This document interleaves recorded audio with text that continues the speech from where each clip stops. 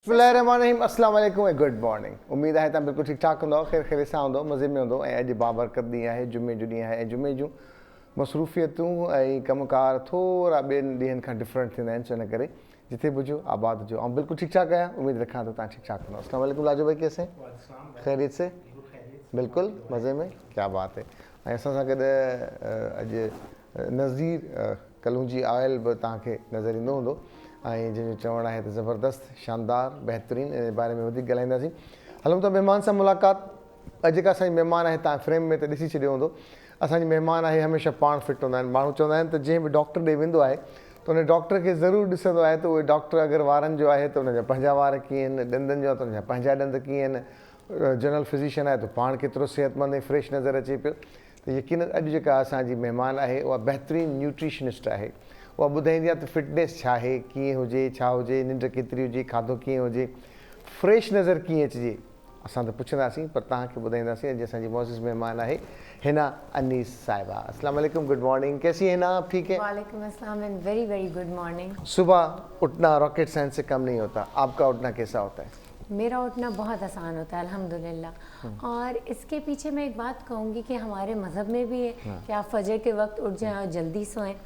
और एक scientific logic भी यही है कि अगर आप सनराइज़ पे उठ जाते हैं तो आपकी बॉडी इतनी एक्टिव होती है, उस वक्त आप जो खाते हैं वो जल्दी हजम होता है, एनर्जी लेवल बहुत हाई होता है। क्योंकि सूरज और आयुर्वेदा ये कहता है, क्योंकि मैं डॉक्टरेट इन ऑल्टरनेट मेडिसिन हूँ, तो मुझे आयुर्वेदा के बारे में भी बहुत ज़्यादा इल्म है ना, महारत हासिल है अल्हम्दुलिल्लाह। तो आयुर्वेदा ये कहता है कि जैसे जैसे सनराइज़ होता जाता है आपकी एनर्जी बढ़ती जाती है, और जब सन सेट होता है तो आपका एनर्जी और मेटाबॉलिज्म स्लो हो जाता है। तो आप सनराइज़ पे उठेंगे, एक्सरसाइज करेंगे, अल्लाह ताला से दुआएं मांगेंगे, प्रे करेंगे, नमाज पढ़ेंगे, तो और फिर अच्छी ग़िज़ा खाएंगे तो आपके दिन की शुरुआत भी बहुत अच्छी होगी। और मेरा इतना आसान होता है सुबह उठना। मैं आपको ये बात बताऊं, क्योंकि मैं रात को खाना जल्दी खा लेती हूँ। मैं मगरिब के वक्त खा लेती हूँ। तो जो मेरा डाइजेशन होता है वो बहुत फास्ट हो रहा होता है, नींद बहुत अच्छी आ जाती है। तो अगर शाम का खाना 6:30-7 बजे तक खा लेना चाहिए? बिल्कुल खा लेना चाहिए। 8 के बाद मैं खाना नहीं खा रही होती। अगर किसी दावत में चले गए और कुछ खाना पड़ा तो मैं बहुत कम खा रही होती हूँ। और मोस्टली मेरी कोशिश होती है कि मैं खाऊँ ना। वैसे तो दावतों पे अक्सर जो मेरे फ्रेंड्स हैं वो मेरे बराबर में बैठने से डरते हैं कि जहाँ हिना है वहाँ से दूर हो जाएं, क्योंकि ना ये खाती हैं ना ये खाने देती हैं। क्योंकि मोस्टली दावतों में क्या होता है, कोल्ड ड्रिंक्स खाने के साथ वो कोल्ड ड्रिंक्स पी रहे होते हैं, मुरग्गन खाने, कोल्ड ड्रिंक्स साथ। तो और साथ साथ आपकी काउंसलिंग भी चल रही होती है कि भाई ये मेरा दिल हिल रहा होता है कि ये ना खाएं। हाँ, सही बात है, सही बात है। अच्छा है ना, फिटनेस और फ्रेशनेस दोनों एक अलग अलग चीज़ें भी काउंट होती हैं। एक बंदा फिटनेस के लिए भागता दौड़ता है, लेकिन बाज़ों का डाइटिंग करने से और ख़ुद को फिट रखने से वो फ्रेशनेस ख़त्म हो जाती है। तो इन दोनों चीज़ों को कैसे मेंटेन किया जाए? देखिए बहुत आसान है कि अगर आप प्रॉपर अपना लाइफस्टाइल मैनेज करें। हमारे यहाँ एक बहुत बड़ा मसला है कि लोग डाइटिंग के चक्कर में अपना न्यूट्रिशन बैलेंस करना भूल जाते हैं। वो सिर्फ ये समझते हैं कि वज़न का कम हो जाना ही उनकी अचीवमेंट है। यहाँ वो सबसे बड़ी भूल करते हैं। वज़न का कम हो जाना अचीवमेंट नहीं है। आप कितने हेल्दी हैं, कितने अच्छे आपका अपीयरेंस है, आप कितने अच्छे लग रहे हैं, वो है। दूसरा, आपकी लाइफस्टाइल क्या है, आपको कहीं कोई बीमारियां तो नहीं है, क्या आप उनका शिकार तो नहीं है। आप पहले वो टेस्ट करवाएं, उसके अकॉर्डिंगली अपना डाइट प्लान डिज़ाइन करवाएं और फिर वैसी ग़िज़ाएं खाएं, तो आप फ्रेश लगेंगे। इनफैक्ट मैं अपने पेशेंट्स को ये कहती हूँ कि जो वेट कम कर रहे होते हैं ना, वो और यंग हो जाते हैं और फ्रेश हो जाते हैं। रीजुविनेशन का एक प्रोसेस उनकी बॉडी में शुरू हो जाता है। सही बात है। एक तो पहले तो जहन बना लें कि मुझे ये चीज़ें करनी है और किस तरीके से। हम लोग बग़ैर प्लानिंग के शुरू कर देते हैं, यार बस अब थोड़ा सा वज़न बढ़ गया तो बस इंशाल्लाह आज से वॉक शुरू हो जाएगी। फिर वॉक शुरू कर लिया, फिर वो खाना छोड़ा नहीं छोड़ा, फिर खाना छोड़ लिया, फिर आस्ते आस्ते किसी ने मशवरा दे दिया कि ये खाओ, ये मत खाओ, ये करो। तो हर किसी इंसान के जो स्ट्रक्चर है वो डिफरेंट है। बिल्कुल उनको मुख्तलिफ चीज़ें, कोई बिल्कुल पतला अच्छा लगता है, कोई थोड़ा सा मतलब ठीक हो। तो अगर हम ज़्यादा पतले हो जाएं, ज़्यादा हो जाएं, तो वो भी सूट नहीं कर रहा होता पर्सनैलिटी पे। एक पर्सनैलिटी आपको सोसाइटी भी एक्सेप्ट कर चुकी होती है एक पर्सनैलिटी। एग्जैक्टली और मैं फिर से एक बात कहूँगी कि पतला और मोटा होना it's not a matter, it's a matter कि आप कितने हेल्दी तरीके से उसको लेके चल रहे हैं अपनी लाइफस्टाइल को। और दूसरी बात कि आपकी बात से मैं आपकी ही सवाल का जवाब भी ये दूंगी कि हर किसी का बॉडी स्ट्रक्चर डिफरेंट होता है। आप डिफरेंट बॉडी बोन के साथ होते हो, आप पर वैसा ही बॉडी वेट अच्छा लग रहा होता है। तो सबसे पहली बात है कि आपको डाइटिशियन, क्लिनिकल डाइटिशियन के पास जाना चाहिए और उनसे अपना स्ट्रक्चर डिज़ाइन करवाना चाहिए, डेली रूटीन अपना डाइट प्लान डिज़ाइन करवाना चाहिए। और किसी के कहने से कोई भी डाइट प्लान को अपनाना नहीं चाहिए। सही बात है। होता क्या है कि YouTube पे फ्रेंड्स में या अभी कीटो कर लो, अभी ये डाइट के जो प्लान्स मिल रहे हैं आपको, बस खाना दे के जाएंगे, आपने बस वही खाना है, ये कर लो, इतनी एक्सरसाइज कर लो, भाई एक्सरसाइज मत करो, ये वो कर लो, ये स्टीम से वो हो जाता है। कब तक मुझे बताएं, कोई आपको होममेड फूड सप्लाई कर देगा, ठीक है ना। मैं भी बहुत सारे ऐसे होममेड फूड सप्लायर्स हैं जिनको मैं रेसिपीज, जिनकी कस्टमाइज्ड डाइट प्लान मैं खुद बना के देती हूँ। और उनकी मैं खुद उनको उनकी डाइटिशियन हूँ जो कि ऐसे होम बेस्ड आपको फूड सप्लाई कर रहे हैं। लेकिन अगर आपने अपने आप को मेंटली प्रिपेयर्ड नहीं किया है ना एक लाइफस्टाइल को फॉलो करने के लिए, तो ये मेरी बात आप सब याद रखें कि कोई भी आपको कितना ही होममेड फूड डिलीवर करवा दे, वो सारा वक्त आपके पीछे नहीं है। आप अपने साथ घूम रहे हैं, आपकी बॉडी आपके साथ है, आपका अपना माइंड आपके साथ है। आपको एजुकेट करना है, अपने आप को मोटिवेट करना है और लर्न करना है। मैं हर रोज़ हर मुख्तलिफ चैनल्स पे बता रही होती हूँ कि किस तरीके से खाना है। फॉर एग्जांपल ले लेते हैं, चलें, मैं रात को शादी में गई, वहाँ कोई ऑप्शन नहीं है। वहाँ सालन पड़ा हुआ है, बिरयानी पड़ी हुई है, रोटियाँ पड़ी हुई है, मीठा पड़ा हुआ है, बहुत सारी चीज़ें पड़ी हुई है, स्टैंडर्ड, एक स्टैंडर्ड मेन्यू है। अब मैंने घर से भी कुछ नहीं खाया हुआ, मैं क्या खाऊंगी भाई वहाँ जाके? सैलड ले लूँगी, हो सकता है बिरयानी के राइस में से मैंने कुछ चिकन की या बीफ की बोटियां ले ली, या सालन में से उसको ऑयल हटा के सिर्फ उसकी बोटी ले ली, दैट्स इट। और उस सैलेड के साथ मैंने उस चिकन या बीफ को वैसे ही खा लिया। ये मैंने उस पूरे शादी के मेन्यू में से ये ले लिया। तो शादियां तो होती रहेंगी, शादी करने वाले शादी करेंगे, दैट डजंट मीन्स कि मेरी बॉडी को भी वही रिक्वायरमेंट है। तो इस तरह आपको अपने आप को एजुकेट है ना। ये आजकल जो ये नया ट्रेंड और मुख्तलिफ फूड चेन्स और सारा कुछ, और सोने पे सुहागा जिसको बोलते हैं कि ज़ाहिर है अब गैस की सप्लाई भी डिस्टर्ब्ड है, तो लोग ऑर्डर ही कर रहे हैं कि भाई अब फ़लाँ जगह से खाना मंगा लेते हैं, फ़लाँ जगह से खाना मंगा लेते हैं। तो एक तो वो बड़े भी अब वो चटखारेदार बन चुके हैं कि अब उनको अपने घर का खाना भी अच्छा नहीं लगने लगा।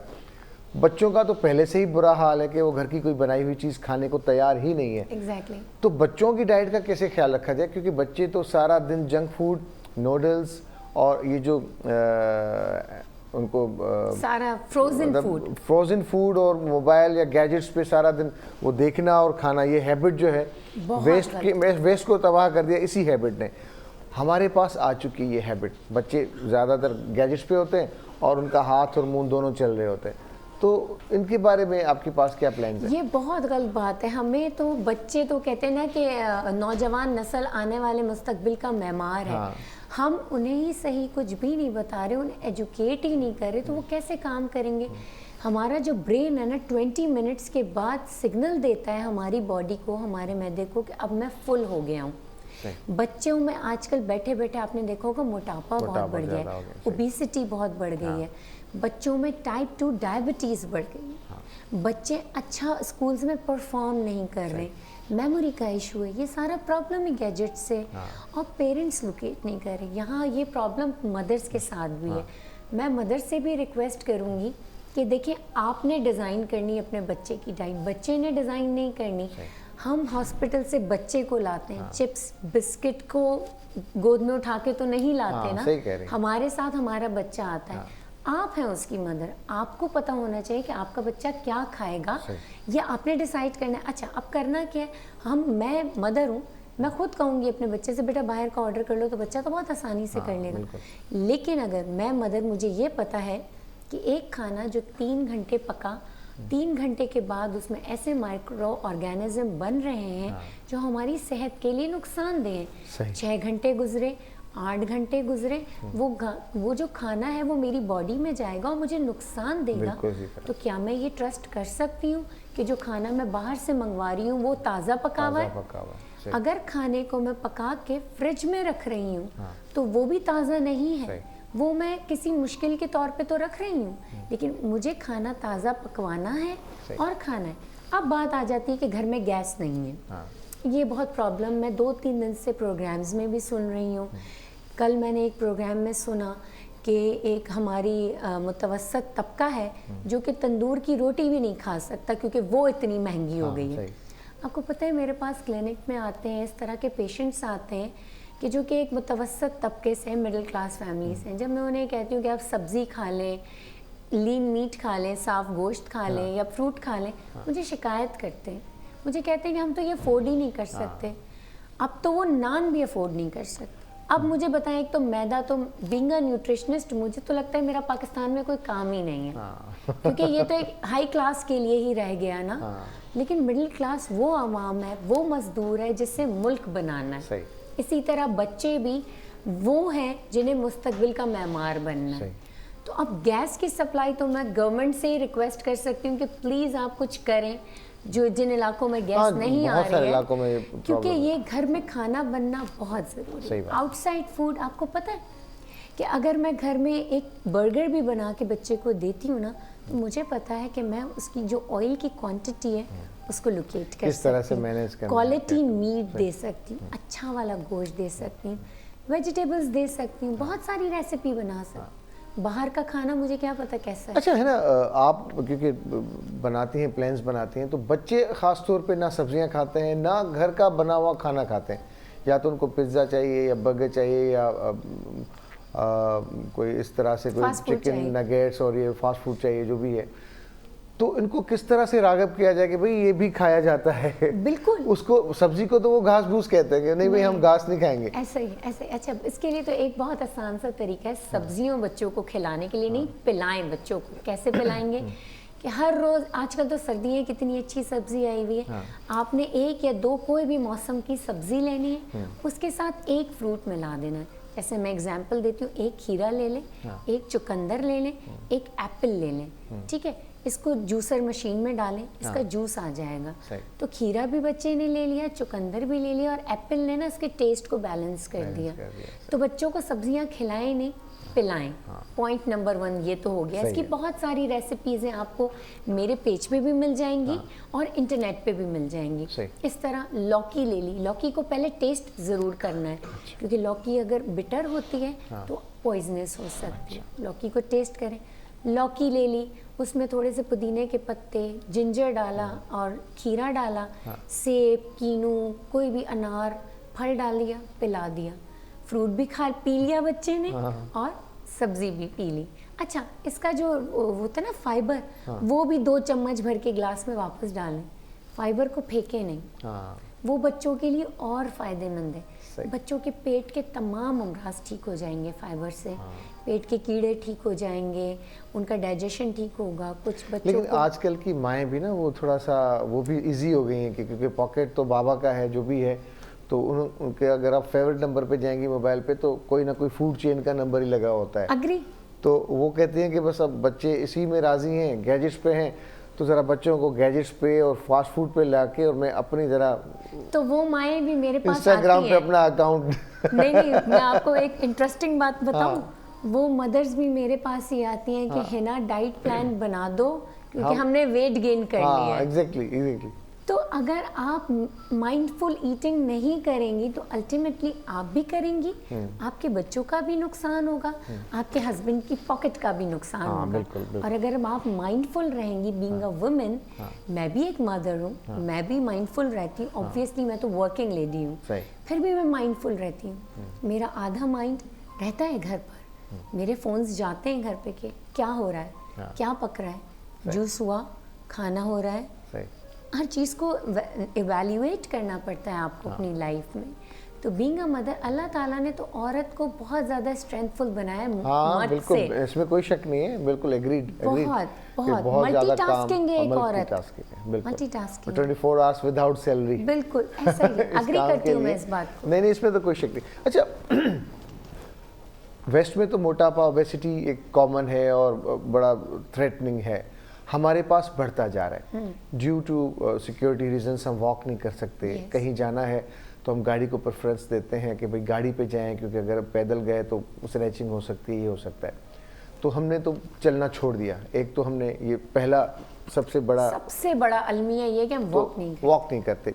वॉक करने के लिए पार्क जाना, टाइम निकालना, वहाँ पहुँचना, ट्रैफिक के झंझट और सारी चीज़ें, घर में वॉक हो नहीं सकती। तो किस तरह से अपनी डाइट को बैलेंस किया जाए, कौन सी चीज़ स्किप की जाए, टाइमिंग क्या होने चाहिए, ये तो हमें पता है कि करना चाहिए, लेकिन क्या करना चाहिए? अच्छा, सबसे बड़ी बात कि घर में वॉक हो सकती है, इसका बहुत आसान सा तरीका है कि एक तो जब आप टीवी देख रहे हो या गैजेट्स भी यूज़ कर रहे हो तो अपने पैरों को ना ऐसे ऐसे ऐसे हिलाते जाएं। अच्छा। ठीक है ना, इसको हम अक्सर कहते हैं वर्कआउट एट वर्क प्लेस। अच्छा। तो ये करें आप। और घर में वॉक बहुत आसानी से हो सकती है। वो ऐसे हो सकती है कि आपके घर में एटलीस्ट इतना रूम तो होगा, वो करें। टेरेस होगा, वहाँ पर करें, कुछ भी करें। आप एक कुर्सी को पकड़ के खड़े हो जाएं और स्टेप्स लेते रहें, टीवी देखते रहें और स्टेप्स लेते रहें, चेयर को पकड़ के 100 स्टेप 200 स्टेप आप आसानी से ले सकते हैं 5 to 10 मिनट्स में। टाइमिंग्स क्या होने चाहिए? टाइमिंग्स होने चाहिए बड़ा ही आसान सा, 24 आवर्स हैं, 24 घंटे हैं एक दिन में। उसमें से 14 से 16 घंटे आपने कुछ नहीं खाना, 8 से 10 घंटे के दरमियान खाना है। एग्जाम्पल देती हूँ कि अगर रात को मैंने खाना खाया 9 बजे, आखिरी खाना मैंने 9 बजे फिनिश कर दिया, तो दूसरे दिन मैं तो खाऊंगी 1 बजे, क्योंकि मैं तो 16 घंटे के बाद खाती हूँ दोपहर के वक्त। और अगर कोई, अच्छा अब इसमें लोग घबरा जाएंगे, इसमें घबराने की कोई बात नहीं है। आपको बिल्कुल भूखा नहीं रहना, बिल्कुल घबराना नहीं है, घबराना नहीं है। अच्छा, आसान सा इसका टिप बताती हूँ, हल बताती हूँ। भूखा नहीं रहना, 16 घंटे का मतलब बिल्कुल भूखा रहना नहीं है। आप पानी पी सकते हैं, आप चाय पी सकते हैं बगैर चीनी और बगैर दूध के, आप नींबू पानी पी सकते हैं, आप कुकुम्बर का जो अदरक, उसका खीरा और अदरक का जूस पी सकते हैं। लिक्विड फॉर्म आप ले सकते हैं। लिक्विड फॉर्म, वो लिक्विड फॉर्म कि जिसमें मिठास ना हो। सब्जियों के जूस आप ले सकते हैं, लेकिन सब्जियों के जूस भी कब लेंगे? जब 10 घंटे पूरे हो जाएंगे। आपके जो डाइजेस्टिव सिस्टम है ना, उसको कम से कम 10 से 11 घंटे का कंप्लीट रेस्ट चाहिए। 10 घंटे तक तो आपने ग्रीन टी, पानी, सौंफ का कहवा, अजवाइन का कहवा, ये कहवे पीने हैं आप। सही, बड़ी आसान सी और रेसिपी। उसके बाद 10 घंटे के बाद जो भरमार होती है और फिर जो ये नहीं करना, इतना आसान सा हल है। उस 10 घंटे के बाद आपने सुबह जब उठेंगे आप, रात को जल्दी खा लिया, फॉर एग्जांपल आपने 8 बजे 9 बजे खा लिया, फिर जब आप सुबह उठेंगे, उठने के बाद आपने ताज़ा सब्जियों का जूस पी लिया, थोड़ा सा रह के ताज़ा, और उस सब्जियों के जूस से भी पहले आपने सौंफ और अजवाइन का हल्का सा कहवा बना के पी लिया, फिर 1 घंटे बाद सब्जियों का जूस पी लिया, फिर उसके 1 घंटे बाद नाश्ता किया, तो कितना टाइम हो गया। अब नाश्ते में आपने हल्की ग़िज़ा खानी है, मीन्स एग वाइट खा लिए, अंडों की सफ़ेदी खा ली, सब्जियों के साथ मिला के खा ली, घर की बनाई हुई रोटी खाई। मैं हमेशा घर की पकी हुई चीज़ों को प्रेफरेंस देती हूँ। अच्छा, काफ़ी लोग मोटापे की जो पहली ग़िज़ा छोड़ना होता है वो चावल कहते हैं, भाई चावल को तो बिल्कुल बंद कर दें, बाकी चीज़ें, लेकिन अभी साइंस कहती है कि चावल से कुछ नहीं होता, रोटी बंद कर दें अपनी। हम लोग चावल बंद कर देते हैं, रोटी खा रहे होते हैं, और दुनिया कहती है कि रोटी बंद कर दें, चावल खा लें। जी बिल्कुल ऐसा ही है। अच्छा, हमारी सुन्नत में भी है कि जौ खाएं, जौ के आटे की रोटी पिसवा के हमारे नबी करीम सल्लल्लाहु अलैहि वसल्लम वो खाते थे, वो भी ताज़ी। आपने ये बात मैंने बहुत सी जगहों पे सुनी और पढ़ी है कि नबी पाक ताज़ा खाना खाते थे, बासी खाना नहीं खाते थे। साइंस ने यही तो अडॉप्ट किया है, और हमारी बॉडी मैकेनिज्म इसी तरह बना हुआ है। इसी तरह से गंदम आपके पेट में ग्लूटेन को इंक्रीज करता है, जो कि चिपक जाता है आपके पेट में, डाइजेशन में बहुत प्रॉब्लम होती है। जौ इजीली डाइजेस्टेबल होता है, जौ का आटा, जौ का दलिया, जौ की रोटी डायबिटीज़ के पेशेंट्स भी खा सकते हैं, कोलेस्ट्रॉल के पेशेंट्स खा सकते हैं, वो लोग खा सकते हैं जिनको खून की कमी होती है। सही। चावल तो बेहतरीन चीज़ है। जो लोग ये कहते हैं कि हाँ, तो चावल चावल से मोटे तो हो जाएंगे, हाँ। नहीं, मैं खुद चावल खाती हूँ, क्या मैं मोटी हो गई हूँ? हाँ नहीं नहीं, आप तो मिसाल हैं। जी जी जी। ऐसे ही है। अच्छा, चावल खाने का तरीका है कि अगर चावल खाते रहेंगे उस तरीके से तो मोटे नहीं होंगे। उबालें उन्हें और फिर खाएं, लेकिन वो सब्जियों जो के खाएं, तेल में और वो ऑयलिंग नहीं में खाएं, और वो सारा ऑयल कुछ। नहीं, ऑयल में चावल सही। को नहीं खाना। आपने देखा होगा चाइनीज और जापानीज सारी जिंदगी बॉइल्ड, सुबह हाँ, नाश्ते में भी नाश्ते उनके में। राइस केक हाँ होते हैं, हाँ हाँ, सही वो बात है। चावल खाते हैं। तो चावल खाने से नहीं है, चावल पकाने का तरीका थोड़ा सा तरीका मुख्तलिफ गलत होना है। चाहिए और चावल ही इस्तेमाल करने चाहिए बिल्कुल। बनस्पति रोटी के, जी, क्योंकि वो ज़्यादा। चावल खाएं, जौ का आटा खाएं, बाजरे का आटा खाएं। हाँ। अच्छा, दूसरी चीज़ ये कि हम चावल को, एक तो हम चावल पे दोष देते हैं ना भाई, चावल सबसे बड़ा मोटापे का जरिया है। दूसरे नंबर पे आ जाता है जो दुनिया में सबसे ज़्यादा सब्ज़ी इस्तेमाल होती है, वो होती है आलू, पोटैटो। तो उसके खाने का भी, अब अगर हम आयरलैंड को हम देखें तो आयरलैंड में मुख्तलिफ इकसाम की जो आलू की जो डिशेस बनती हैं, वो सबसे ज़्यादा बनती हैं, सबसे ज़्यादा मैंने आयरलैंड खुद यूज़ देखी होता हुई है। है और मैं खाई हुई भी हाँ, है। बड़ी बड़ी फ्रेंचाइज आयरलैंड से आई हैं। तो आलू का भी इस्तेमाल ज़रा डिफरेंट होना चाहिए बिल्कुल ऐसे मोटापे में, तो आप इसको किस तरह से? अच्छा देखिए, अगर हम कहीं उस पे जाते हैं, ट्रैवलिंग पे जाते हैं, तो उनका कल्चर, उनके फूड देखना तो अच्छा है, हमने टेस्ट भी कर लिया। आपने आयरलैंड की बात करी तो वहाँ डिफरेंट किस्म के फ्रेंच फ्राइज की वैरायटीज़ बहुत ज़्यादा है। पॉप्सिकल्स की तरह फ्रेंच फ्राइज बने हुए होते हैं और बड़े खूबसूरत बने होते हैं। इनफैक्ट अब पाकिस्तान में भी कुछ फ्रेंचाइज इंट्रोड्यूस हुई। देखिए, वंस अ वाइल आपने टेस्ट कर लिया, खा लिया, इट्स बेटर। लेकिन हम आयरलैंड के कल्चर को डेली रूटीन में नहीं अपना सकते। आलू खाएं, आलू एक अच्छी सब्जी है, लेकिन आलू को अगर हमने ऑयल के साथ मिला दिया तो यहाँ गलती है। आलू वो सब्जी है कि जिसमें कोलेस्ट्रॉल नहीं है, लिपिड प्रोफाइल को इंक्रीज नहीं करता। इनफैक्ट कोलेस्ट्रॉल के पेशेंट भी आलू खा सकते हैं, लेकिन अगर आलू किसी चिकनी चीज़ के साथ पक गया, वहाँ आलू आपको ख़राब करेगा। आप बॉईल करके खाएं, स्टीम करके खाएं, बेक करके खाएं उस पे। और आलू से ज़्यादा अच्छी चीज़ स्वीट पोटैटो, शकरकंदी है। अच्छा, वो खाएं आप, लेकिन उसको भी फ्राई करके नहीं खानी। सही, सेक के खानी है, स्टीम करके खानी है। तो ये तरीके हो गए आपके डाइट के और मुख्तलिफ चीज़ों के। अब आ जाता है बनाना।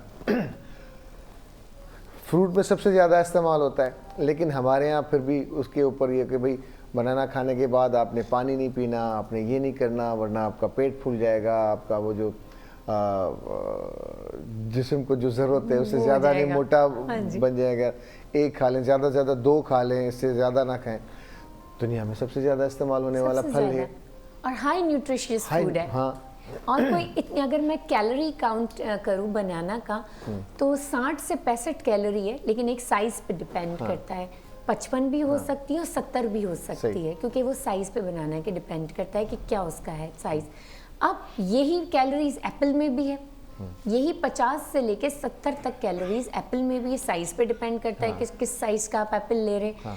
अब हम बनाना नहीं खाते, हम एप्पल खाने शुरू हो जाते हैं। ठीक है, मैं अब दोनों में फ़र्क क्या है? दोनों के ग्लाइसेमिक इंडेक्स का फ़र्क है। बनाना का थोड़ा सा हाई है, एप्पल का थोड़ा सा कम है, लेकिन दोनों में फाइबर है। बनाना में पोटेशियम बहुत ज़्यादा है।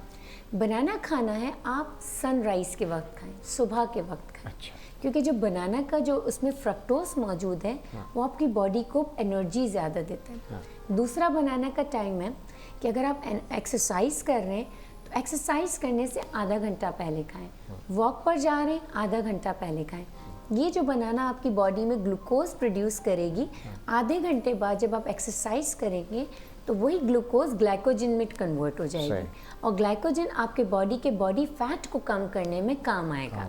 Good energy. अच्छा, ये चीज़ें हैं। उसके साथ साथ फिर ये जो मौसमी फल होते हैं, जो थोड़े से महंगे भी ज़्यादा हो जाते हैं, या बाज़ औक़ात मौसमी फल ज़्यादा मकदार में मिलने लगते हैं तो सस्ते भी मिल जाते हैं। तो हम फल ज़्यादा नहीं खा रहे होते, हम फल रेयरली खा रहे होते हैं। हमने अक्सर लोगों को देखा है, तो महंगाई को लेके और सारी चीज़ें, फल का इस्तेमाल कितना ज़रूरी है डेली बेसिस पे? फलों का इस्तेमाल बहुत ज़रूरी है। दो अदद फल हर इंसान को रोज़ खाने चाहिए, और वो खाना खाने से पहले खाने चाहिए। हम तो खाना खाने के बाद, ये बहुत रॉन्ग प्रैक्टिस है। इसका बड़ा लॉजिकल रीज़न है कि हर अशिया का, हर ग़िज़ा का हज़म होने का टाइम है आपकी बॉडी में। तो जो सब्जियों का टाइम है वो 3 से 4 घंटे, फलों और सब्जियों का टाइम। फिर जो गोश्त और मुर्गी का टाइम है वो 7 से 8 घंटे। इस तरह अनाज का नट्स तो बल्कि 12-12 घंटे का उसका टाइम बिल्कुल। अनाज का टाइम भी 8 से 10 घंटे है। तो जो पहले आपकी बॉडी में गया वो जल्दी डाइजेस्ट हो जाएगा। अब अगर आपने प्रोटीन और कार्बोहाइड्रेट्स जो कि हम खाने में खाते हैं उसके ऊपर फल डालें तो फल तो जल्दी डाइजेस्ट हो जाएंगे। तो वो आपके निज़ाम हज़म में, आपके इंटेस्टाइन में जाके सड़ेंगे, ख़राब होंगे, टॉक्सिन करेंगे आपकी बॉडी को। फल हम खाते हैं कि हम डिटॉक्स हो जाएं, जहरीले मवाद बाहर निकलें, फ्री रेडिकल्स बाहर निकल जाएं, बट वो और फ्री रेडिकल्स बना देंगे अगर हम उसे खाना खाने के बाद खाएंगे तो। ज़बरदस्त। और जो बातें आप बता रही हैं वो ज़्यादातर हमारी डेली प्रैक्टिस में तो होती हैं, लेकिन उनको ठीक करने की ज़रूरत होती है। आप शाम में खा लें, शाम का बड़ा बेहतरीन वक्त है। आप सुबह नाश्ते में फल खा लें। अगर कुछ लोगों का ऐसा होता है ना कि हम जल्दी ऑफिस जा रहे हैं, हम कुछ खा नहीं पा रहे, आप फ्रूट खा लें नाश्ते में। बैग में या गाड़ी में फ्रूट्स लेके बैठ जाएं, गाड़ी चलाते जाएं, फ्रूट्स खाते जाएं, तो आप नाश्ता भी आपका हो जाएगा, फ्रूट की सप्लाई भी आपकी बॉडी को पहुंच जाएगी और अच्छा आपका स्टार्टअप हो जाएगा। सही। अच्छा है ना, खाना न्यूट्रिशन को आप डाइट पे रखें, उसके साथ साथ फिर आप जिम करें, वॉक करें, मतलब पूरा वो लगा दें कि भाई मुझे स्लिम स्मार्ट, लेकिन स्किन फ्रेश कम होती है। तो स्किन को बॉडी के साथ साथ फ्रेश नज़र आने के लिए वो क्या प्रैक्टिसेस होनी चाहिए? देखिए, सबसे पहला आपका स्टेप तो यही होना चाहिए, लाइफस्टाइल खाना। आप जो खा रहे हैं ना वो आपकी स्किन आपको दे रही है वापस। अगर आप सही न्यूट्रिशन सप्लाई नहीं करेंगे स्किन नहीं आएगी। अच्छा, पॉइंट नंबर 2 के स्किन की टेक केयर आपको टॉपिकली भी करनी है, ऊपर से भी वो तमाम चीज़ों का ख्याल रखना है। आपने रोज़ क्लेंजिंग करनी है, आपने डेली बेसिस पे सुबह में सनब्लॉक लगाना है, आपने शाम में घर जाके दोबारा क्लेंजिंग करके और एलोवेरा का जेल लगाना है या कोई भी ऐसी विटामिन ई की चीज़ लगानी है आपके फेस पे। रात के वक्त आपने फेस को फिर क्लीन करके विटामिन सी ज़रूर लगाना है या विटामिन सी का ऑयल ज़रूर लगाना है। मैं किसी भी ब्रांड का नाम नहीं ले रही क्योंकि मैं एक एस्थेटिशियन भी हूँ, एस्थेटिक प्रैक्टिस भी करती हूँ। तो मुझे पता है कि जब हम स्किन को ऊपर से साफ़ करना छोड़ देते हैं तो स्किन के अंदर डीप पिगमेंटेशन स्टार्ट हो जाती है, रिंकलिंग स्टार्ट हो जाती है।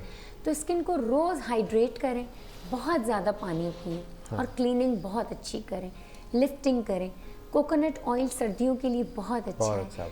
एक्स्ट्रा वर्जिन कोकोनट ऑयल जो कि आप अच्छा सा तेल लेके उसके कुछ ड्रॉप्स पानी में मिला के आप रोज़ स्किन पे मसाज करके उसको टिश्यू पेपर से वाइप करें। अपवर्ड मसाज आपका होना चाहिए, अपवर्ड ऐसे मसाज करें। 4 से 5 कतरे कोकोनट ऑयल के, 4 से 5 कतरे पानी के, उसको ऐसे मिला के ऐसे अपवर्ड मसाज करें रोज़ रात में सोने से पहले। इसको टिश्यू पेपर से साफ़ करें, ठीक है ना। फिर फेस वॉश करें। फेस वॉश करने के बाद कोई भी विटामिन सी का ऑयल लगा के रात को सो जाएं। आपकी स्किन गोरी भी हो जाएगी, साफ भी हो जाएगी, चमकदार भी हो जाएगी और लिफ्ट भी कर जाएगी। क्या बात है, क्या। अच्छा, डॉक्टर्स आजकल ये कह रहे हैं कि आप मतलब मुख्तलिफ जाविये होते हैं हमारे पास। पहले कहते हैं भाई आप देसी घी इस्तेमाल ना करें, मक्खन ना खाएं, दूध ना पिएं, दूध अगर पीना है तो गर्म कर लें, बालाई हटा दें और सारी चीज़ें। लेकिन अब ये डॉक्टर कहते हैं कि नहीं, फुल क्रीम वाला दूध पिएं, दही का इस्तेमाल ज़्यादा कर लें और जो देसी घी है या सारी चीज़ें, क्योंकि आपका जो अंदर का निज़ाम है उसको ठीक करता है, आपके चेहरे पे फ्रेशनेस आती है। तो हम पीछे की तरफ भी जाते हैं, ऑर्गेनिक चीज़ों की तरफ जाते हैं। पहले हम केमिकल की तरफ आए और फिर दोबारा ऑर्गेनिक की तरफ जाते हैं। आपका क्या ख्याल है कि ये दूध का इस्तेमाल, दही का इस्तेमाल, बलाई का इस्तेमाल, ये कितने? अच्छा, ये भी 2-3 डिफरेंट प्रैक्टिसेस हैं जो कि हर इंडिविजुअल को सूट करती हैं। अगर आपका कोलेस्ट्रॉल में जो कि एक लिपिड प्रोफाइल होती है, गुड कोलेस्ट्रॉल होता है, ट्राइग्लिसराइड बढ़े हुए हैं या कुछ, जब अगर ट्राइग्लिसराइड बढ़े हुए, जब तो मैं आपको घी, बटर, फुल क्रीम मिल्क कभी भी नहीं एडवाइस करूंगी। जब मैं आपको मीडियम ग्लाइसराइड के जो चेन्स होते हैं ऑलिव ऑयल करूंगी। जब मैं आपको कहूँगी कि आपने स्किम्ड मिल्क पीना है, क्योंकि उस वक्त आप ये इस तरह की जो हैवी फूड्स हैं इसको टॉलरेट नहीं कर सकते। लेकिन अगर आपका गुड कोलेस्ट्रॉल कम है और बैड वाला बढ़ा हुआ है, जब मैं आपसे कहूँगी कि आप देसी घी भी खा सकते हैं, आप फुल क्रीम मिल्क भी पी सकते हैं। अच्छा, फुल क्रीम मिल्क के लिए मैं ये कहूँगी कि वो उन लोगों को कहा जाता है जो डायबिटीज़ के पेशेंट सही। हैं उनको क्यों कहा जाता है? क्योंकि जब मिल्क से क्रीम निकाल दी जाती है तो मिल्क में ग्लूकोज लेवल बढ़ जाता सही। है। तो जो क्रीम है ना मिल्क की, वो ग्लूकोज लेवल को बैलेंस करने के लिए, सही। इसलिए कहूँगी।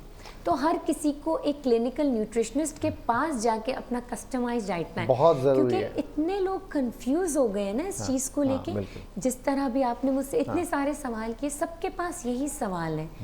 उन्हें लगता है कि मैं देसी घी खा सकता हूँ, लेकिन एक के लिए यस है, दूसरे के लिए नो है। तो ये एक आजकल न्यूट्रिशनिस्ट सर्दियाँ हैं तो ही मक्खन और देसी घी और ये दही, तो वो नुकसान भी कर सकता है। एक्सेसिव यूज भी नुकसान कर सकता है।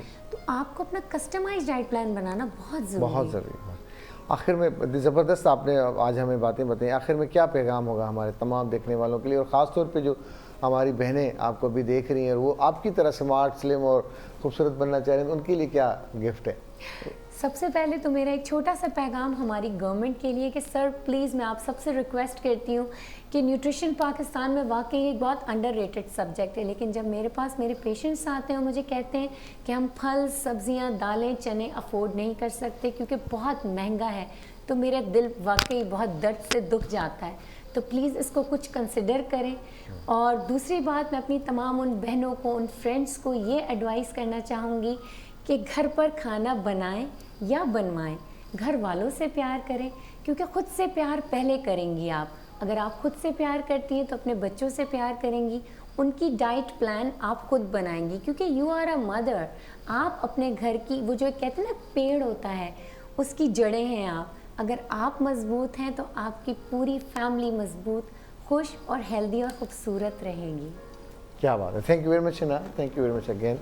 असां हिना अनीस हुई जेका तमामु शानदार न्यूट्रिशनिस्ट हुई ऐं पाण बि स्लिम स्मार्ट ऐं ॿुधाए पई त कहिड़ियूं कहिड़ियूं शयूं असांखे वापराइणु घुरिजनि, कहिड़ियुनि खे असांखे तर्क करणु घुरिजे, कहिड़े तरीक़े सां असां पंहिंजो पाण खे फिट रखी सघूं था। फिटनेस केतिरी ज़रूरी आहे इहो उन माण्हू खां पुछे जेको इन जो शिकार आहे, जेको पाण खे सची ॻाल्हि आहे त असां सभिनी खे इहो आहे त असां रोज़मर्रा जी ज़िंदगी में सिर्फ़ु वठि के आहियूं, पटपटां के छिक छिकां के, पर जेका असांजी असल ज़रूरत आहे वॉक, ब्रिस्क वॉक ऐं पर्टिकुलरली वॉक नियत करे त उहा तमामु ज़रूरी आहे। उन लाइ वक़्तु कढणो पवंदो, एटलीस्ट 30 मिनट्स त कढणा ई कढणा आहिनि, पर 30 मिनट्स खां अबव असांखे वॉक करणी आहे। ऐं अॼोकी हिन प्रोग्राम जे लाइ असां सां ताउन कयो आहे नज़ीर कलौंजी ऑयल। ऐं नज़ीर कलौंजी ऑयल तव्हां असां ज़रूरु चवंदासीं त वारनि खे डिघो घाटो चमकदार ऐं ख़ुश्की ख़तमु करे, मालिश करण सां जोड़नि संदनि जो सूर ख़तमु करे, मुख़्तलिफ़ बीमारियूं पीअण लॻाइण लाइ दुआ कयल दवा आहे। सही नज़ीर अहमद शेख साहब खे असां ज़रूरु यादि कंदासीं। हकीम शानदार माण्हू हुया, तमामु सुठा इंसान, तमामु हमदर्द इंसान, हॾ ॾोखी ऐं नेक, ऐं उनजे ॻाल्हाइण, कोल ऐं फेल में असांखे ॾाढो ज़बरदस्त नज़र ईंदा हुया। तमामु सुठा कालम लिखंदा रहिया। ऐं नज़ीर कलौंजी ऑयल या नज़ीर हर्बल्स खे आउं जिथे बि ॾिसंदो आहियां त मूंखे नज़ीर शेख साहब यादि ईंदा आहिनि। अलाह साईं हिननि जी मग़फ़िरत फ़रमाए, हुनखे जन्नत फिरदौस जॻह ॾे। काफ़ी सारा प्रोग्राम कयासीं नज़ीर साहब सां, तमामु सुठा प्रोग्राम थिया, तमामु शानदार।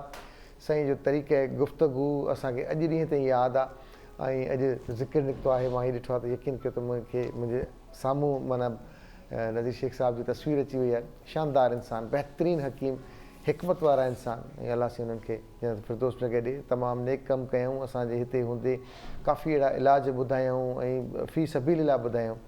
ऐं उनजा जेके कुझु लफ़्ज़ अहिड़ा जेके असां अॼु ॾींहं ताईं त साईं खे चवंदासीं, साईं भला कीअं पंहिंजो पाण खे फिट रखिजे, त साईं चवंदा हुआ त दादा वाक ऐं वात ॿिन्ही ते कंट्रोल हुजे, वाक कजे ऐं वात ते कंट्रोल हुजे, तव्हां फिट हूंदव। बहरहाल जी दोस्तो, अॼु असांजा मोज़िज़ महिमान आहिनि। ब्रेक खां पोइ असां ॻाल्हाईंदासीं। अॼु इंसानी हक़नि जो आलमी ॾिहाड़ो बि मल्हायो पियो वञे। जेका असांजी सोच आहे, जेको शऊर आहे, उहो असांखे छा एतिरो ॿुधाए थो त असांजा हक़ कहिड़ा आहिनि, मुआशरती हक़ कहिड़ा आहिनि, घर में कहिड़ा हक़ आहिनि, इंसान हुजण जा कहिड़ा हक़ आहिनि। हर इंसानु आज़ादु ॼमे थो, हुनजा खोड़ सारा हक़ आहिनि। हुनजी आज़ादी, हुनजी बका जेका आहे सो हुनजो पहिरियों पहिरियों हक़ आहे। उन में जेका रोक टोक आहे, उन में इज़हार जी आज़ादी वॾो अमल दख़ल, उनजो वॾो अमल दख़ल आहे। त इन करे अॼु इंसानी हक़नि जो आलमी ॾिहाड़ो आहे। त इन करे असांखे एतिरो घुरिजे, घटि में घटि अॼु जो अख़बारूं, टीवी चैनल्स, प्रोग्राम्स ज़रूरु ॾिसे, ताकी ख़बर पए त आख़िर असांजा बुनियादी हक़ कहिड़ा आहिनि, बीइंग अ ह्यूमन जा, हिकिड़े इंसान हुजण जा हक़ कहिड़ा आहिनि। त इंसानी हक़ जेके आहिनि से जेके असांखे कुदरत ॾिना आहिनि, उन्हनि जी असांखे ॼाण तमामु ज़रूरी आहे त पोइ असां किथे कमु कयूं था या असां पाण इदारा हलायूं था, असां महिनत मज़दूरी कयूं था या किथे जॉब कयूं था, त उते असांजा कहिड़ा कहिड़ा हक़ आहिनि, केतिरनि कलाकनि जी असांखे इजाज़त आहे त असां कमु करे सघूं था, केतिरा कलाक आराम करे सघूं था, असांजा तौर तरीक़ा कहिड़ा आहिनि, असांजे लाइ सिहत जूं, तालीम जूं ऐं बुनियादी ज़रूरतूं जेके हक़ आहिनि उहे कहिड़ा कहिड़ा आहिनि जेके स्टेट खे ॾियणा आहिनि, उनजी ॼाण तमामु ज़रूरी आहे। बहरहाल उन ते बि ॻाल्हाईंदासीं। अॼु असांजा मुअज़्ज़िज़ महिमान तमामु सुठा कॉलमिस्ट आहिनि, राइटर आहिनि, ऑब्ज़र्वेशन अथनि, ज़ाहिर आहे हू ॾिसनि था मुआशिरे खे, उणाइनि खे, पुणाइनि खे, चङाइनि खे, भलाइनि खे ऐं ख़राबियुनि खे, ऐं पोइ पंहिंजे मुशाहिदे सां ऐं मुताले सां लिखनि था ऐं ॿियनि ज़हननि ताईं उहे शयूं आणनि था त उनखे कहिड़े तरीक़े सां नोटिस कयो वञे त असांजा आख़िर जनरल इशूज़ कहिड़ा आहिनि। तमामु सुठा कॉलम निगार आहिनि ऐं पंहिंजी अख़बार में हुनजा कॉलम छपजंदा रहनि था, उन सां गॾोगॾु हाणे ॿियनि अख़बारनि में बि साईं जा कॉलम छपजनि था, पर साईं जो मुशाहिदो तमामु वसी आहे ऐं तजुर्बो तमामु वसी आहे। साईं मोहम्मद ख़ान अबड़ो साहिब असां सां मौजूदु आहिनि। कंहिंखे साईं जो जेको स्लोगन आहे, जॾहिं लिखण खां मथां मथां जॾहिं असां पढ़ंदा आहियूं त उनमें साईं जो स्लोगन हूंदो आहे, हर कॉलम जे मथां कंहिंखे वणे न वणे। अस्सलाम वालेकुम साईं, गुड मॉर्निंग। कीअं आहियो अबड़ो साहिब, ठीकु आहियो, तबियत ठीकु आहे? शुक्र अल्लाह जो। साईं बीइंग अ राइटर, असां जेकॾहिं हक़नि जी ॻाल्हि कयूं था त असांजा कहिड़ा बुनियादी हक़ आहिनि, ख़ासि तौर ते लेखक उहो आज़ादी घुरंदो आहे उन्हनि शयुनि खां त भई आउं जॾहिं लिखां त मूंखे रोक टोक न हुजे। जॾहिं उनजे हिकु मख़सूस कालम खे बि एडिटर एडिट कंदो आहे त ॾाढी तकलीफ़ थींदी आहे। तमामु जेके कम जूं ॻाल्हियूं आहिनि, पोइ अक्सर असांजा राइटर चवंदासीं फलाणो पीस त कम जो लिखण वारो, त उते इहो आवाज़ु ईंदो आहे इन छापण जी इजाज़त नाहे असांखे। असां केतिरा पोइते आहियूं, असांजे हक़नि खे केतिरी असांजी लताड़ थिए थी, इन ख़बर केतिरी आहे? महिरबानी, तव्हां घुरायो। सभ खां पहिरीं त जेको बि लिखे थो उहो लिखण में केतिरो आज़ादु आहे, हा, इहो हिकिड़ो सुवालु आहे। हा, उन लिखण में किथे कंहिंसां हमदर्दी ऐं कंहिंसां मुखालफ़त कान्हे, इहो हिकिड़ो सुवालु आहे। ऐं लिखण वारो पाण जेकॾहिं आज़ादीअ सां लिखे थो ऐं उन में जेकॾहिं तवाज़ुन आहे त उहो घटियो घटि थो वञे। हिते जेके शयूं कटिजनि थियूं, मुंहिंजे ख़्याल में उहे जेके हिन मुल्क जे ख़िलाफ़ु हुजनि या अहिड़े क़िस्म जूं जंहिंमें मुल्क जी सलामत खे ख़तरो हुजे त उहे कटे जो हुनखे हक़ आहे, उहो माण्हुनि खे लिखणो न खपे। ऐं मुंहिंजे ख़्याल में मां त हिकु हिकु लफ़्ज़ पढ़ंदो आहियां। हिन महिल ताईं मुंहिंजा 100 जे लॻभॻि जे कालम थिया, मुंहिंजी का लाइन अञा ताईं कटी कान वई आहे। हालांकि मां लिखंदो बि खुली दिलि सां लिखंदो आहियां, न को इदारे खां पुछंदो आहे त मूंखे छा लिखणु खपे, न को इदारो ॿुधाईंदो आहे त तोखे छा लिखणु खपे। इंसानु ज़हनी तरह आज़ादु आहे, उनखे पंहिंजे आज़ादी सां हर कमु करण जो हक़ु आहे। उहे हक़ किन मुल्कनि में वधीक ॾिना विया आहिनि, किन मुल्कनि में उन्हनि ते वरी लताड़ तमामु घणी लताड़। ऐं असीं बि उन मुल्क में वञूं था जिते इन्हनि शयुनि जो पाछो नज़र अचे थो। सही। इन करे इंसानी बुनियादी हक़ आहे त हू ॼाओ आज़ादु आहे, घुमे आज़ादु, फिरे आज़ादु, पर आज़ादी में हिकिड़ो जेको इंसानी कदो कन हुजनि उहे हुजणु खपनि। आज़ादी में एतिरो बि वाइड़ो न थी वञे जे ॿियनि जे हक़नि जो बि तहफ़ुज़ न करे सघे ऐं ॿियनि जे हक़नि जी बि लताड़ थी वञे, उनखां एहतियात करे पंहिंजे आज़ादी सां पंहिंजो कमु करणु। अच्छा, जेकॾहिं आज़ादी जी ॻाल्हि हले थी, जेकॾहिं तव्हां लिखण जी आज़ादी जी ॻाल्हि कयो था, इज़हार जी आज़ादी था ॻाल्हि कयो, त किथे असां वटि इहो ख़ुदि साख़्ता पैदा कयल त पाबंदियूं न आहिनि जेके असां लिखण महिल सोचूं था न यार, हे अगरि लिखंदसि त मथां हिन ते हीअ प्रॉब्लम थिए, हीअ अगरि एक्ट कंदसि त हिन ते मथां हीअ मूंसां वर्ताव कयो वञे, त किथे किथे त मूं ईअं बि ॾिठो आहे त उनखे कंहिं बि अॼु ॾींहं ताईं न रोकियो आहे त छा थो लिखी, सुठो थो लिखी या तमामु शानदार आहे, एप्रिसिएशन चलो मिली हुजे, पर कंहिं बि ईअं न चवंदो इहो न लिख, अॼु खां पोइ अगरि लिखियईं त पोइ तोसां घटि न थींदी, पोइ तोसां चङाई न थींदी, तोहे ग़लति लिखियो आहे, तोहे ग़लति कई आहे। अहिड़े क़िस्म जो असां वटि थ्रेड्स त कोन्हनि के, पर ख़ुदि साख़्ता पैदा कयल असां ख़दशा ज़रूरु आहिनि त लिखंदसि त मथां हीअ थी पवे। उहो इन करे आहे त सफ़ा ईअं बि कोन्हे को त माण्हुनि खे हर का शइ तव्हांजी लिखियलु वणंदी, ईअं बिल्कुलु कोन्हे। सिर्फ़ु ॾिठो वेंदो आहे त जेको पढ़ंदड़ आहे उनजो केतिरो तबिको हिनखे मञे थो, पसंदि करे थो, ऐं केतिरो तबिको हिनखे नथो मञे ऐं पसंदि नथो करे। उन मञंदड़नि जे ख़्वाहिश जे करे माण्हू खे घणो अॻिते न वधणु खपे जंहिंमें ॿियनि जी दिलि आज़ादी थिए, पर हक़ीक़त लिखणु खपे, सच लिखणु खपे। पोइ उन में जेकॾहिं कंहिंखे इख़्तिलाफ़ थिए थो त उहो अखियुनि ते भले हुजे, उन जो पंहिंजो मौक़ुफ़ आहे, भले उन शइ तां सहमत न हुजे, पर हुनखे इख़्तिलाफ़ जो हक़ु आहे। हिते ईअं आहे त कुझु माण्हुनि खे जीअं तव्हां चओ त कंहिंखे वणे न वणे, पोइ जिन खे वणे थो थिए त ख़ुशामदी था कनि, जिन खे नथो वणे त लिखंदा बि आहिनि, चवंदा आहिनि। पर मुंहिंजे उन्हनि ते मां पंहिंजी ॻाल्हि थो कयां, हीअ त तव्हांजो सुवालु त वसी आहे, उन में घटि माण्हू अहिड़ा आहिनि, पर आहिनि ज़रूरु जिन खे ॻाल्हि नथी वणे, इख़्तिलाफ़ रखनि बि था, या के वरी अहिड़ा माण्हू आहिनि जेके सम्झाइनि बि था त हीअ रस्तो हीअं न हीअं करणु खपे। उनजी महिरबानी। त उन में जेको हिते कदगन जी जेके ॻाल्हि कई आहे हिन मुल्क में, हिते जी असां वटि को हिकिड़ो कल्चर न आहे, असां वटि का हिकिड़ी ज़ुबान न आहे, असां वटि का हिकिड़ी ॿोली न आहे। हीउ मुल्क मुख़्तलिफ़ क़ौमुनि जो हिकिड़ो मजमूओ आहे।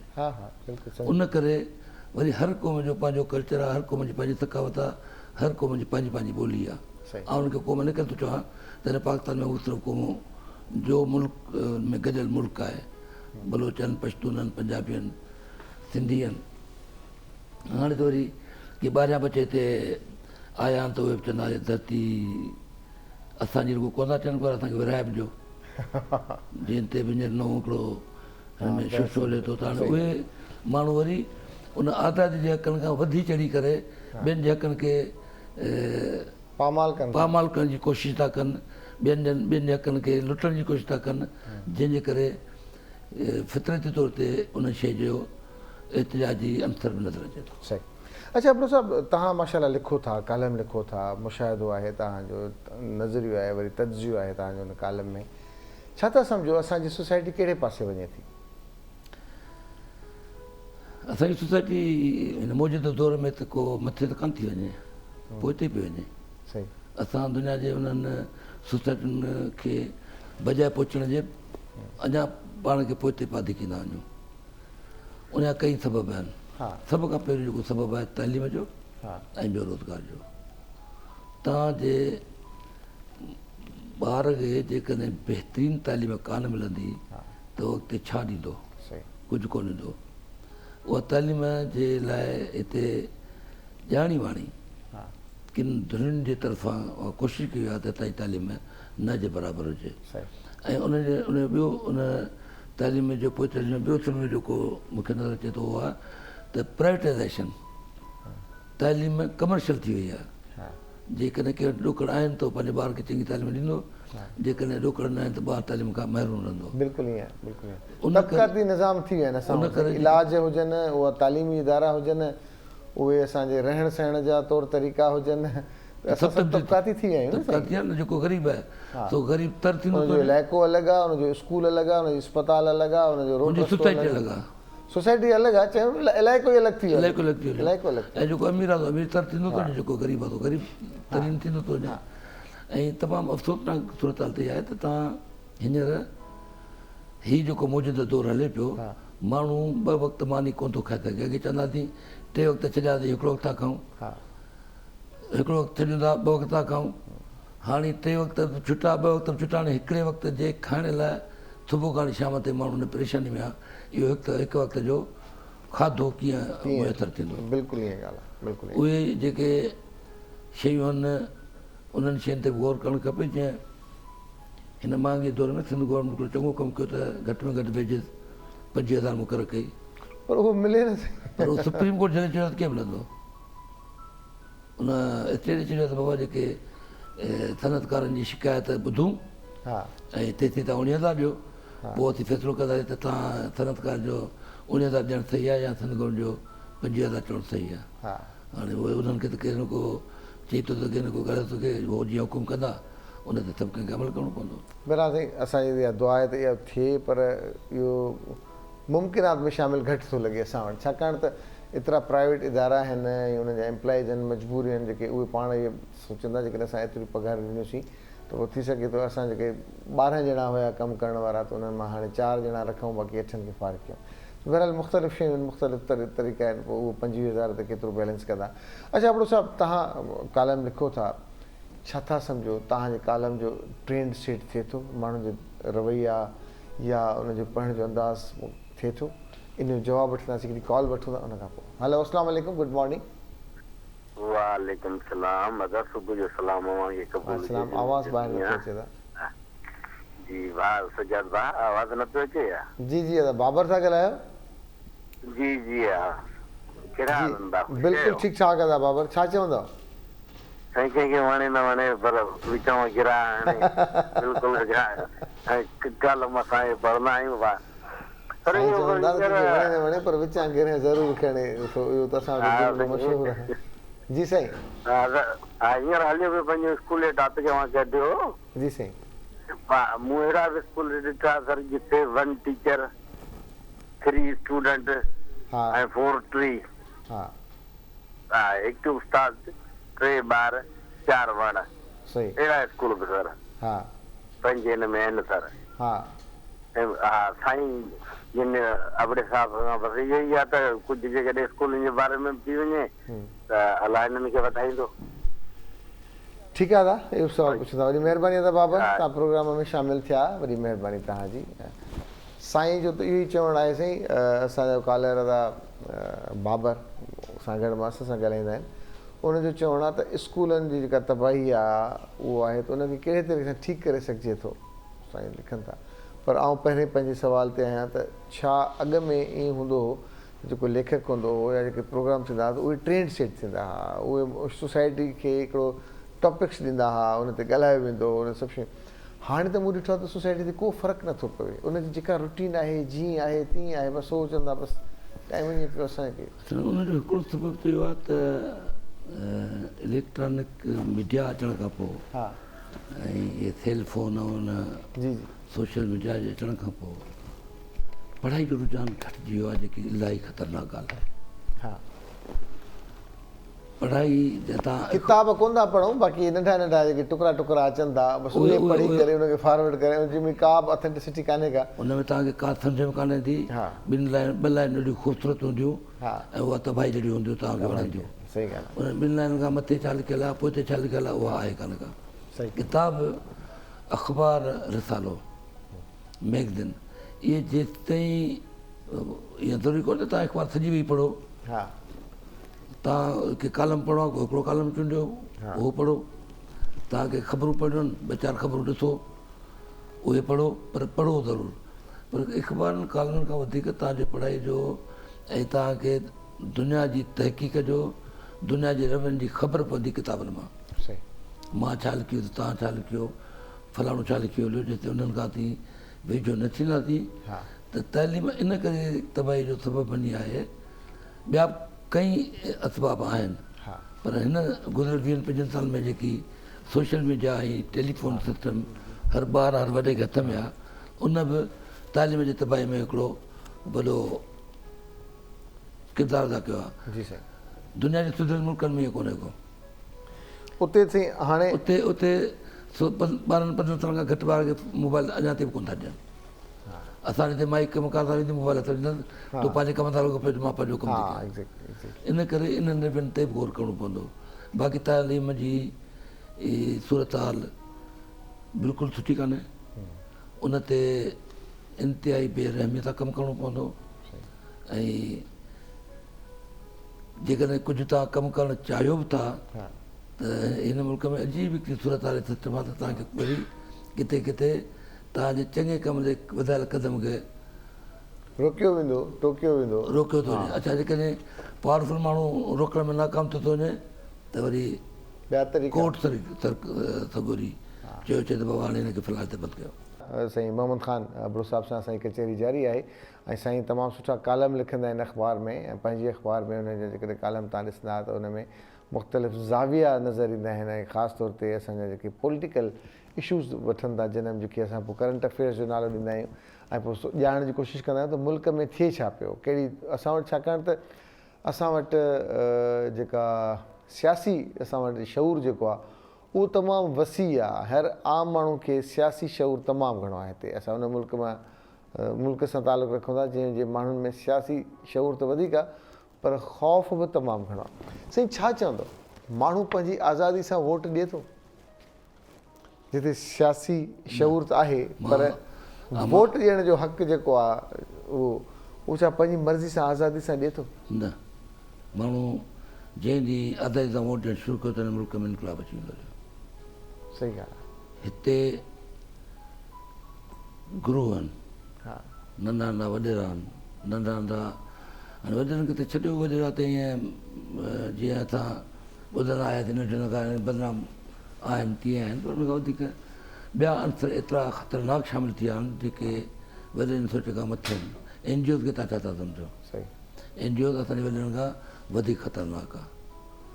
ॿिनि रुपयनि हासिलु करण लाइ ऐं अहिड़ा प्रोग्राम तरतीब ॾींदा हा जेके बजाए उन्हनि माण्हुनि खे फ़ाइदे ॾियण जे क़ौम खे पोइ ते वठी ईंदा हलिया। हा मां हिकिड़े ॿिनि NGO जे प्रोग्राम में शरीक थियो त कंहिं वॾी 5 स्टार होटल में बसूं 2-3 भरिजियूं आयूं, जंहिंमें बिल्कुलु थरी कोली इन टाइप जा जेके माण्हू ग़रीब माण्हू उन्हनि जूं मायूं उहे अची उन में कॉन्फ्रेंस में शरीक थियूं ऐं मुख़्तलिफ़ क़िस्म जे NGO जा दुनिया मां या ॿिया आयल नुमाइंदा या हैदराबाद कराची मां आयल नुमाइंदा उते अची पहुचनि ॾिसनि त हीउ को वॾो ग्राउंड में कमु थो थिए, ईअं आहे कोन। उहे वीचारा पघारुनि ते अचनि, किरायनि ते अचनि, सही। उते अची अटेंड करे हलिया वञनि, उनखे का ख़बर कान्हे का त हीउ जेको कॉन्फ्रेंस थिए पई हिन कॉन्फ्रेंस जो मक़सदु छा आहे, ग्राउंड ते कमु कोन्हे को ॾेखारण लाइ त इहे त हुननि वॾेरा तो करे अचो हिन खे वोट ॾेई हलिया वञो, हा अवा अचो हीउ अॼु मुंहिंजो कमु आहे करे हलिया वञो।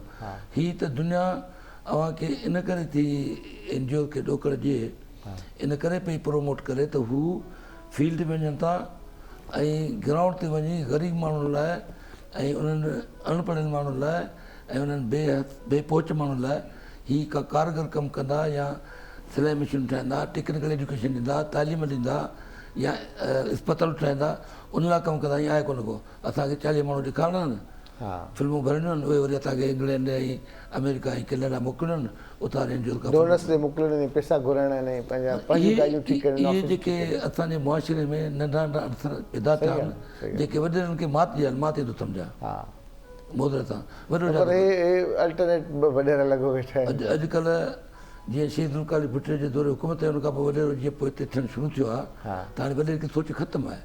बाक़ी हाणे वॾेरो बि ईअं थो करे त उन माण्हू खे जंहिंखे पहिरीं हुकुम ॾेई ॾंडो ॾींदो हाणे हुनखे भाकुर पाए गिराटी पाए कमु थो वठे।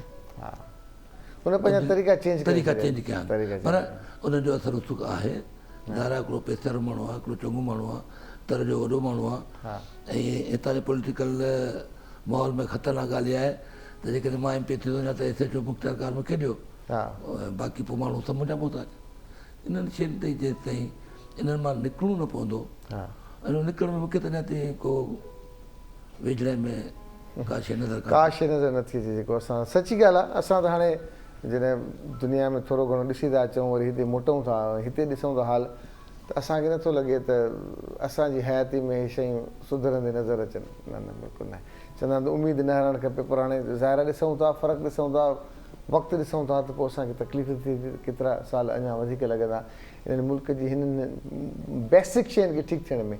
अॼु ॾींहुं असां रहूं पिया था, दुनिया अॻियां वञे पई, असां गैस जे पुठियां आहियूं, असां सभु शइ कयूं था। अच्छा, अॻु में कचहरियूं थींदियूं, ओताकूं थींदियूं, वॾा तरबियत कंदा हुआ नौजवाननि जी, सभु शयूं थींदियूं। हाणे नौजवान हलिया विया आहिनि जेको उनखे YouTube सेखारे, जेको उनखे मोबाइल ॿुधाए, जेको उनजा पंहिंजा हम ख़्याल ग्रुप सेखारनि सम्झाइनि। छा ख़्याल आहे त वॾनि जो किरदारु रहियो आहे बाक़ी ओताकुनि ताईं, या लिखण जी हद ताईं, या कंहिं बि हवाले सां, या नौजवान हाणे बसि पंहिंजी मंज़िल पाण ऐं बसि अॻियां निकिरी विया, बसि हाणे कंहिंजी रोक टोक आहे? इहा इंतिहाई ख़तरनाक सूरत हाल जेके तव्हां ॿुधायो, इहा ख़तरनाक सूरत हाल आहे। अॻे ॻोठनि में, नंढनि नंढनि शहरनि में शाम जे वक़्त में 40 माण्हू गॾु थींदा हुआ, 2-4 माण्हू में चङा पुठियनि हालातुनि खे, ईंदड़ हालातुनि खे, मौजूदा हालातुनि खे ॻाल्हाईंदा हुआ, बहस कंदा हुआ। वरी को बेत थींदो हो, वरी को ॻुझारतूं थींदियूं हुयूं, माना अचे थी वञ त ख़बर पए, तव्हां ॿुधायो, हुन ॿुधायो, हुन ॿुधायो, पछाड़ियो मालिक पाण ॿुधाईंदो आहे, हिन मक़सदु ईअं आहे। त हुन में इलाही माण्हुनि जो दिमाग़ु रोशन थींदो हो, खुलंदो हो, हिकु शइ जे पुठियां केतिरनि शयुनि जूं माना ॿुधण में ईंदियूं। हाणे ईअं कोन्हे, हाणे कोई यादि हीउ मोबाइल अथई, ज़नानो आवाज़ु कंदे त हीउ फाथंदो, ॿियो कुझु न त तोखे जेको थो बैलेंस त मोकिलींदो असांजे मुआशरे में अञा ताईं असां अबड़ो सां पोइते विया आहियूं न, माना मञणु त खपे न असांखे, न न असां अॻियां त वधण असां त दुनिया मञूं- में असां त असां त मञूं रहंदो था। पोइते ऐं पोइ त बि ॾाढो ख़राबु तरीक़े सां था वञूं। न न पहुते आहियूं सॼो मुल्क पहुते आहे हुनमें सिंध ख़ासि तौर ते वधीक पहुते आहे छा करणु खपे? ख़ुदा हल छा आहे? ख़ुदाई का पंहिंजो हल हल तव्हां वटि छा आहे? जेकॾहिं तव्हांखे अगरि हल जे लाइ चऊं त तव्हां वटि हल कहिड़ो आहे? छा हल इहो आहे त अवां सभ खां पहिरीं हा तइलीम ऐं महिनत खे जेसिताईं पंहिंजो मुस्तक़बिल जो नथा ठाहियो माहौल हा कुझु कोन थींदो आहे। सभ खां पहिरीं तइलीम, माण्हू चवंदा आहिनि त सिहत कान्हे इस्पताल कान्हे, इहे पोइ जी शयूं आहिनि। तव्हां तालीम पिरायो, पंहिंजे ॿारनि खे तालीम ॾियो ऐं ज़रूरी न आहे तालीम तव्हां जेको आहे वॾनि यूनिवर्सिटियुनि जो मतिलबु तालीम मुराद इहो आहे त हू पढ़ियल लिखियल इंसान हुजे, जाहिल इंसान न हुजे। सही ईअं असां पढ़ाई जो मक़सदु छा आहे ख़बर आहे छा? बाबा हिनखे पढ़ाईंदासीं नौकिरी कंदो, नौकिरी इहा सोच करणी पवंदी। ऐं करप्शन वारी नौकिरी कंदो ऐं माल कमाईंदो। हा ऐं वरी मां हिकिड़े दफ़ा ॾिठो आहे त डॉक्टर हा तव्हां हिन घर मां पैदा था कयो, हा ठाहियो था, उन डॉक्टर ते ख़र्चु घणो आहे 5 सालनि में। हींअर जेकॾहिं तव्हां प्राइवेट डॉक्टर खे दाख़िला ॾियारियो त 15 खां 20 लख रुपया तव्हांखे हा। साल में खपनि साल में लॻंदा। सही ऐं ॿियो कुझु न त 5 लख 6 लख तुंहिंजी मेंटेनेंस खपे छोकिरे जी या हा। छोकिरीअ जी। सही माना जेकॾहिं तव्हांजा 20 लख रुपया साल में त तव्हां करोड़ रुपए में डॉक्टर डॉक्टर तयारु कयो हिकिड़ो। हाणे डॉक्टर तव्हां तयारु त करे वठो, हा हाणे हुनखे नौकिरी लाइ ॾुकड़ो कंदो, हा MP वटि MN वटि 40 वोट रुॻो इन करे ॾेई छॾिबा त हीअ असांखे नौकिरी ॾिनो डॉक्टरनी। सही इहा सोच जेतिरी ख़तमु न करणी पवंदी। उहो करोड़ रुपया तव्हां ॿार खे ख़र्चु करे डॉक्टर या इंजीनियर था करायो, उहो करोड़ रुपया ख़र्चु करे तव्हां ॿार खे वकील या चार्टर अकाउंटेंट था कयो, उहो करोड़ रुपया ख़र्चु करे तव्हां ॿार खे ॿाहिरि मुल्क में वञी पढ़ायो था, उहो करोड़ रुपया ख़र्चु करे तव्हां ॿार खे बिज़नेस छो था खोले ॾियो, कारोबार छो कोन था खोले ॾियो, जंहिंमां मल्टीपल फ़ाइदा थींदा। हा नौकिरी मां तव्हांखे पंहिंजो मिसाल ॾियां, मुंहिंजी तरफ़ में नौकिरी की तमामु बहितरीनु नौकिरी आहे जिते बिना कंहिं ॿाहिरि पैसे जे माण्हू जो गुज़र सफ़र इज़त सां सुठो थियो थो वञे। हा नौकिरी छॾे मूंखे 5-7 साल थिया, मूं जेतिरो 5 साल में नौकिरी मां पैसा कठे कया, हा उनखां मूं ॿीणा ठाहे छॾिया हाणे पंहिंजे धंधे कारोबार में। सही उन्हनि पैसनि खे इस्तेमालु कयुमि ऐं मां उन्हनि ॿारनि जी ॻाल्हि कयां जंहिंजो वाल पैसा ख़र्चु करे सघे थो, सही जेको नथो करे सघे वीचारो कर्ज़ थो खणे, घर थो कपाए ऐं बैंकुनि खां लोन थो खणे ऐं पाण फाथे वेठो आहे। ॿार जॾहिं पढ़ी वांदो थी वञे पोइ पुठियां ॾिसे थो या नथो ॾिसे, उहो नथी पते आहे। सही त धंधे में, कारोबार में ऐं पढ़ाईअ में फ़र्क़ु आहे। सरकार जे नौकिरी ते केतिरियूं ॾेई सघंदा, नेट पॉपुलेशन वधनि थी। हा वधे पई। अॻे तव्हां पंहिंजे पीउ खे 2 ॿार हूंदो, हाणे तव्हां 2 ॿारनि जा 12 ॿार आहिनि।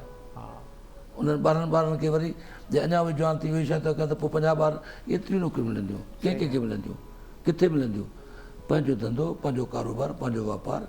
ऐं आउं त सिंध जे माण्हुनि खे अपील कंदो त शहरनि में अची रहो, 5 ॾींहं 15 ॾींहं बुख ते वेठा हूंदो, फ़र्क़ु कोन थो पए। सही उन 15 ॾींहंनि खां पोइ जेको तव्हांखे रस्तो मिलंदो उहो तव्हांजे पुठियनि जी मुस्तक़बिल खे महफ़ूज़ करे छॾींदो। सही ॻाल्हि आहे। अच्छा हाणे दुनिया वञे पई ग्लोबल विलेज जे पासे ॾांहुं, चए पई हाणे हिकिड़ो दुनिया हिकिड़ी ॻोठ आहे, टेक्नोलॉजी अचे पई तमामु घणी। असांजे शहर जो ॿार त वरी बि टेक्नोलॉजी सां राग़िब आहे, हिकिड़ो फ्रेंडली आहे। असांजे ॿियनि शहरनि जा नौजवान कॾहिं निकिरंदा, उहे अञा ताईं होटलुनि ते, अञा ताईं ख़्वाब, अञा ताईं कचहरियूं, अञा ताईं संगत, पोइ बसि वेहूं था, पोइ राति वेंदासीं कचहरी ते, पोइ हाल अहिवाल थींदा। असुल ॻाल्हि उहा त प्रैक्टिकल कोन्हनि खे, बिज़नेस ॾांहुं कोन था अचनि, जॉब्स ॾांहुं कोन था अचनि, स्किल्स सिखण लाइ नथा अचनि, इन्हनि खे कीअं उथारिजे साईं? अहिड़ो को इनकलाबी लीडर अचे जेको चाइना में पैदा थियो, जिन आफ़िबले मोबाइलनि खे इंसान करे छॾियो। असां अहिड़े कंहिं मौजूदे जो या अहिड़े कंहिं माण्हू जो इंतज़ारु था कयूं। हिकिड़ो माण्हू ईंदो, हिकिड़ो ई माण्हू अची सम्झाए सघे थो न। त हिते त ईअं त खोड़ माण्हू वेठा आहिनि, तव्हां पंहिंजी ॻाल्हि पिया कयो, मां पंहिंजी पियो ॻाल्हि कयां, हे पंहिंजी पिया ॻाल्हि कनि। असां सख़्ती सां सुधरंदासीं, आराम सां न सुधरंदासीं। सख़्ती त खोड़ थी थो वञे की अञा हिन खां न पोइ अञा ताईं माना जेकॾहिं केरु असांखे मूंखे सम्झ में न ईंदो आहे, सची ॻाल्हि आहे अबड़ो साहिबु, त असां वटि नौजवान ॾिसंदा आहियूं त असांजे नंढनि नंढनि शहरनि में, ॻोठनि में बिल्कुलु फारिग वेठा आहिनि थिया। उहा सोच न आहे निकिरण जी, जीअं तव्हां ॻाल्हि कई आहे त शहर न अचनि, निकिरनि, थोरो चेंज कनि पाण खे, थोरो सोच में तब्दीली, थोरो पंहिंजे पर्सनैलिटी में चेंज तब्दीली, ज़हनी आसूदगी में तब्दीली जी सख़्तु ज़रूरत आहे। पर पर नौजवान नथा कनि सिर्फ़ु ॻाल्हियुनि जी हद ताईं सिर्फ़ु ॾेखाव जी हद ताईं नौजवान खां जंहिं महिल पुछंदो न पीउ त बाबा छा थो करे बाबा नौकिरी थी ॾे हा बाबा नौकिरी किथां ॾिया बाबा तुंहिंजो मसइलो आहे ॻाल्हि सिर्फ़ु एतिरी आहे त नौकिरीअ जो आसिरो करे ऐं ॿी तव्हांखे ख़तरा सच ॻाल्हाइणु खपे हा असांजे सिंध में माण्हू ॾींहों ॾींहुं आहे छो बेहस नथो वञे तव्हां ठटे तिजावल बदिन वारे पासे में वञो हा तव्हांखे नंढियूं नंढियूं होटलूं भरियूं पियूं माण्हू तव्हां भरियल मिलंदियूं हा ख़ासि तौर ते आहे त सॼी सिंध में ईअं पर हिते थोरो लाड़ो वधीक आहे पान वेठा खाईंदा गुटको वेठा खाईंदा 5 10 15 साल खां पोइ आहिस्ते आहिस्ते वात बंदि थींदो कंहिं जो शिकार बि थींदा हलिया हा इहा हुनखे ख़बर न आहे त घर कीअं थो हले मायूं वञी लाबारा लाहिनि मायूं वञी जेको थो ज़मीन ते कमु कनि हा इहा सूरत हाल पहिरीं कान आई अॼु खां 20-25 साल पहिरीं हा हाणे इहा सूरत हाल तव्हां जेकी ॻाल्हि कई न नौजवान खे कीअं सम्झाइजे हिते इंतिहाई ख़तरनाक सूरत हाल आहे त हू नशनि जा आदी थी विया हलिया हा पान गुटके जा आदी थी विया आहिनि ॿियो अलाए छो सिंध में बेसिकली तरह को बि नशो पैदा त कोन थो थिए हा हिते आंदो थो वञे पर वापरायो वॾो थो वञे पुॼायो थो वञे हा त हीअ माण्हू इन शइ जा आदी थी वञनि ऐं इन शइ जे ॻोल्हा में सुबुह खां शाम ताईं पंहिंजो वक़्तु ज़ाया कनि ऐं पंहिंजनि बुनियादी हक़नि खे ऐं बुनियादी मक़सदनि खे ऐं बुनियादी ॻाल्हियुनि खे परे थियण लाइ इहा बि हिकिड़ी वॾी साज़िश आहे उनखे बि सोचणु खपे ॾिसणु खपे सही। त इन नशे जे लत में असांजो नौजवान छो